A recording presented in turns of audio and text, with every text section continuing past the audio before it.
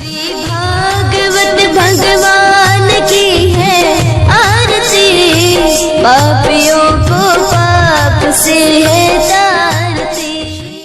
हरे कृष्णा। सभी भक्तों को श्रीमद् भागवतम के सत्र में हार्दिक अभिनंदन और सुस्वागतम। आज का हमारा विषय है श्रीमद् भागवतम के चतुर्थ स्कंद का 29वां अध्याय, कैंटो 4 चैप्टर 29। विषय है नारद तथा प्राचीन बहिर्ष के मध्य वार्तालाप, कॉन्वर्सेशन बिटवीन नारद एंड प्राचीन बहिर्ष। आज नारद मुनि जो इतना दिन तक पुरंजन की कहानी, पुरंजन का जो स्टोरी सुनाए प्राचीन बहिर्ष महाराज को, तो राजा समझ गए सब कुछ और अपना जो एक्सपीरियंस, अपना जो अनुभव वो नारद मुनि को अभी बताएंगे। एक्चुअली नारद मुनि पिछले अध्याय में हम लोग वर्णन कर चुके हैं कि किस प्रकार नारद मुनि बोले ये कोई स्टोरी नहीं है, this is not a story, this is a self realization topic, means आत्म साक्षात्कार का विज्ञान। इस पुरंजन के माध्यम से हम लोग आत्मा की यात्रा कि आत्मा को किस किस मुसीबतों से गुजरना पड़ता है, कालकन्या मीन्स समय, आयु हरण कर लेता व्यक्ति का, जरा, वृद्धावस्था। तो इस प्रकार विभिन्न प्रकार से जो चीज़ वर्णित है ये नारद मुनि अल्टीमेटली बताए कि जीवात्मा किस प्रकार इस संसार में बद्ध हो जाता है। पुरंजन नामक जीव जो सबके लिए लागू होता है, नॉट ओनली 1%, तो उसको कैसे कृष्ण भक्ति के पथ में लाया जाए, तो इसी संबंध में उपदेश नारद मुनि कल वर्णन किए थे कि ये कोई स्टोरी नहीं है, ये आत्म साक्षात्कार का एक महानतम उपदेश है। तो राजा प्राचीन बहिर्ष इस समस्त नारद मुनि से श्रवण करने के बाद उन्होंने बताया कि हे प्रभु, हे देवर्षि, हे नारद, हम आपके कहे गए राजा पुरंजन के रूपक आख्यान का सारांश पूर्ण रूप से नहीं समझ पाए। वास्तव में जो आध्यात्मिक ज्ञान में निपुण है वे तो समझ सकेंगे, किंतु हम जैसे सकाम कर्मों में आसक्त अत्यधिक लिप्त पुरुषों के लिए आपके आख्यान के तात्पर्य को समझ पाना अत्यंत कठिन है। मतलब नारद मुनि जो एनालॉजी, जो टॉपिक वर्णन किए, महाराज प्राचीन बहिर्ष बताए कि आप जो बताए, आप जो सुनाए, उसको समझ पाना मेरे लिए डिफ़िकल्ट है, क्योंकि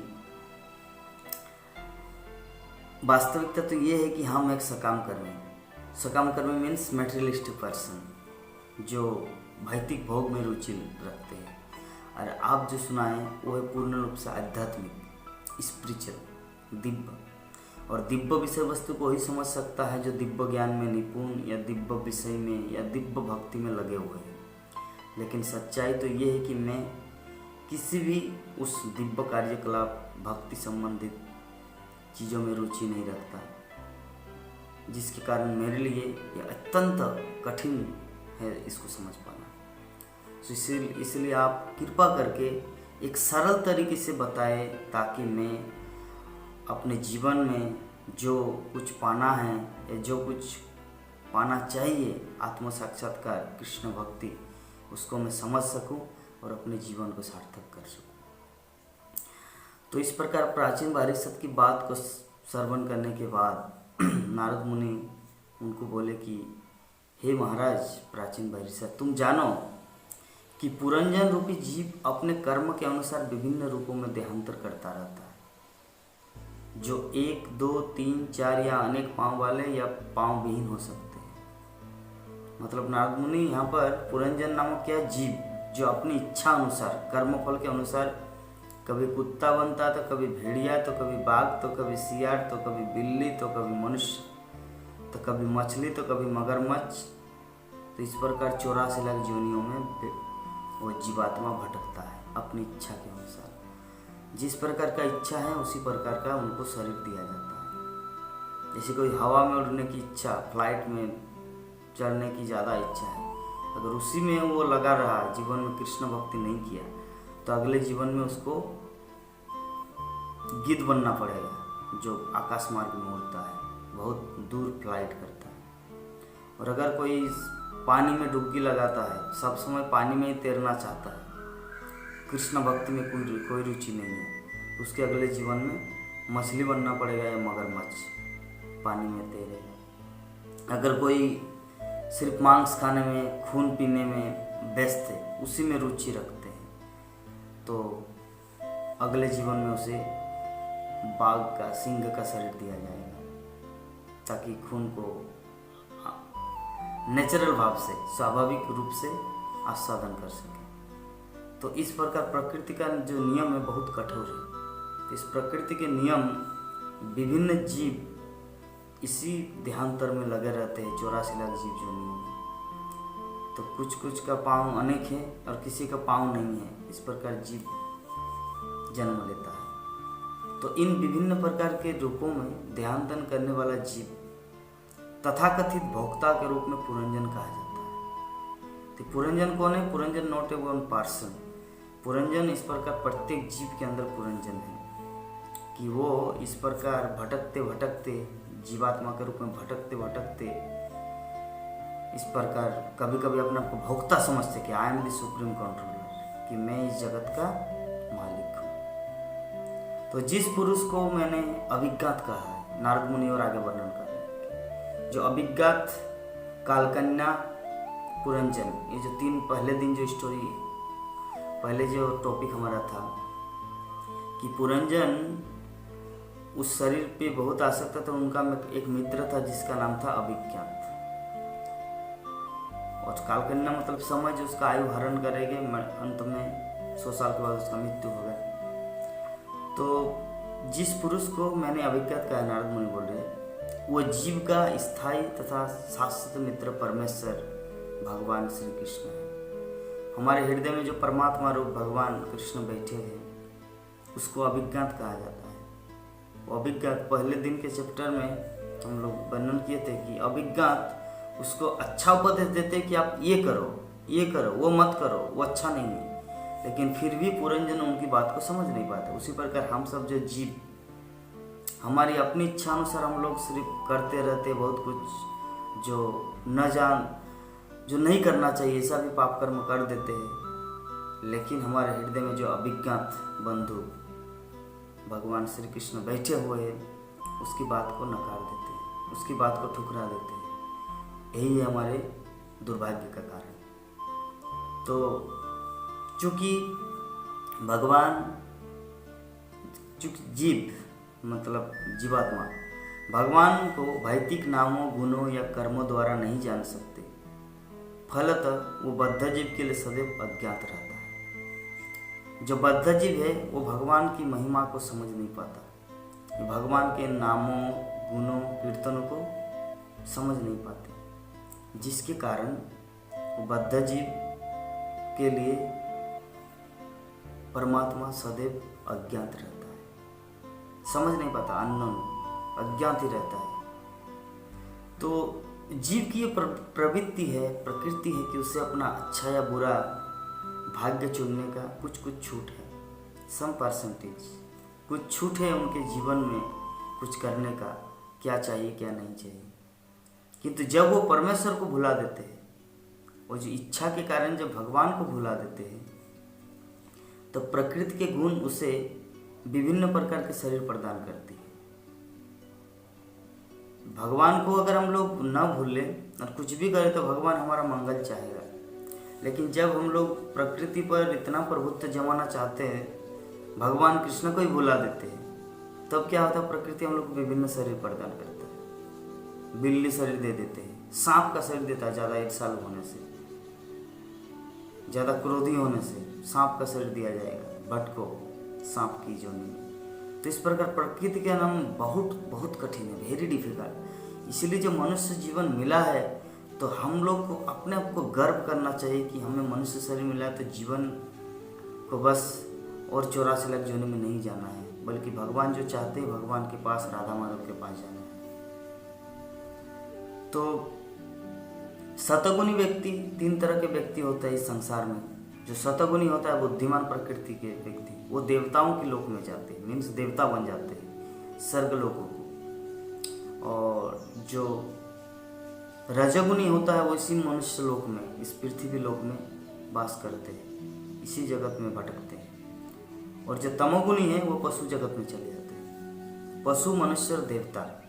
तमोगुनी व्यक्ति पशु कैटेगरी में है, मनुष्य के अंदर में भी हो सकता है पशु। रजोगुनी व्यक्ति मनुष्य लोक में होता है, जो जिसका स्वभाव है लोभी और कामी, means lusty, sex desire and greedy. ये है रजोगुनी व्यक्ति की पहचान।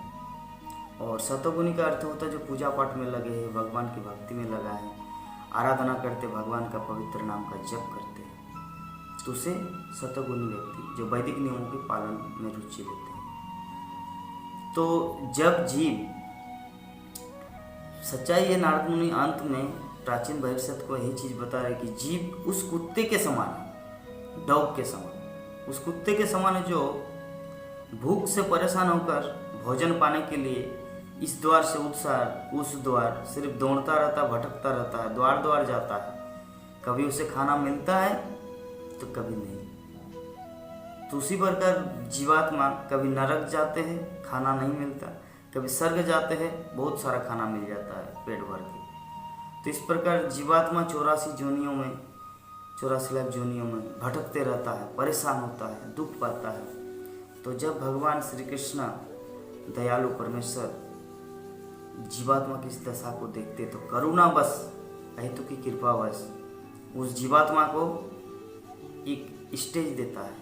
वो स्टेज ये है कि मनुष्य शरीर, ताकि वो समझ पाए कि मैं क्या चाहता हूँ, मैं अपने जीवन में कितना इस तरह भोग, इंद्रिय भोग में, तृप्ति में लगा हुआ पशु जीवन में भटक रहा हूँ। तो मुझे अभी मेरा कर्तव्य है कि भगवान कृष्ण की भक्ति करके अपने जीवन को सार्थक करना। तो ऐसी अवस्था में भगवान उसको गुरु भेज देता है कि ब्रह्मांड भ्रमित कनो भाग्यवान जीव, गुरु कृष्ण प्रसाद पाए भक्ति लता बीज। ब्रह्मांड भर में इस तरह जीवात्मा भटकते भटकते परेशान, कष्ट पाते हो देखकर भगवान कृष्ण क्या करते हैं, गुरु कृष्ण प्रसाद, मतलब गुरु की कृपा उनके जीवन में गुरु भेज देता है, ताकि वो कृष्ण भक्त बनकर अपने जीवन को सार्थक करें। तो हम सबको ये परम सौभाग्य है कि श्रील प्रभुपाद, भगवान श्री कृष्ण श्रील प्रभुपाद को भेजे और सारे जगत के लोगों को उद्धार करने के लिए श्रील प्रभुपाद आए और इस्कॉन मूवमेंट तैयार किया।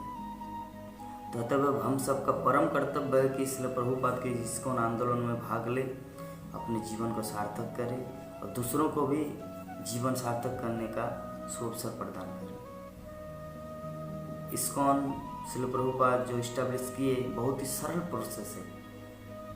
हरे कृष्णा कृष्णा कृष्णा हरे हरे, हरे राम राम राम हरे हरे। इस महामंत्र का बस जप करना है 16 माला एवरीडे। 4 नियम का पालन करना है, धीरे धीरे सब होगा। न जुआ खेलना है, न नशा करना है, न अवैध संग करना है, न मांस खाना है, मांसाहार करना है। तो इस प्रकार 4 चीज़ को पूर्ण रूप से रेस्ट्रिक्ट किया गया है, ये चीज़ को नहीं करना है। तब क्या होता है, वो व्यक्ति पुण्यात्मा बन जाता है, धार्मिक बनता है, सतोगुनी बनता है, बुद्धिमान बनता है। क्योंकि कोई भी बुद्धिमान नहीं चाहे कि किसी जीव को काट दे, मार दे और उसको खाए।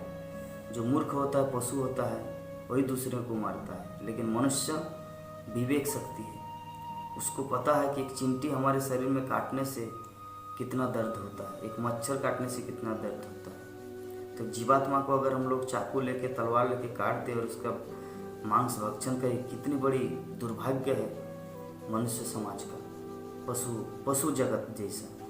तो इसीलिए हम सबको सोचना है, समझना है और अपने जीवन को सार्थक करने के लिए प्रत्येक स्टेप में, एवरी स्टेप में बुद्धि का यूज करना है और सर्वावस्था में भगवान श्री कृष्ण से प्रार्थना करना है कि हे प्रभु, हे कृष्ण, अज्ञान के सागर में, इस दलदल में मैं पड़ा हुआ हूँ, कौन सा करणीय है, क्या अच्छा है, क्या बुरा है, मुझे कुछ पता नहीं। तो अपनी हेतु की कृपा बस मुझे वो शास्त्रीय ज्ञान, वैदिक नॉलेज मेरे हृदय में प्रदान करे और मुझे एक ऐसे व्यक्तित्व, एक ऐसे गुरु मेरे जीवन में भेज दे जो मुझे सही सही ज्ञान देकर आपका सुंदर शुद्ध कृष्ण भक्ति प्रदान करके मुझे आपके धाम, भगवत धाम की ओर ले जाने में सहायक हो। तो इस प्रकार हम सबको प्रत्येक समय भगवान कृष्ण से प्रार्थना करना चाहिए और अपने जीवन को सार्थक बनाना है। अपने जीवन को सार्थक बनाने का एक ही प्रक्रिया है, सर्वावस्था में हरे कृष्णा कृष्णा कृष्णा हरे हरे, हरे राम राम राम हरे हरे, इस महामंत्र का जप करना है। आप सबको बहुत बहुत धन्यवाद श्रीमद् भागवतम के सत्र में आने के लिए, श्रवण करने के लिए। हरे कृष्ण।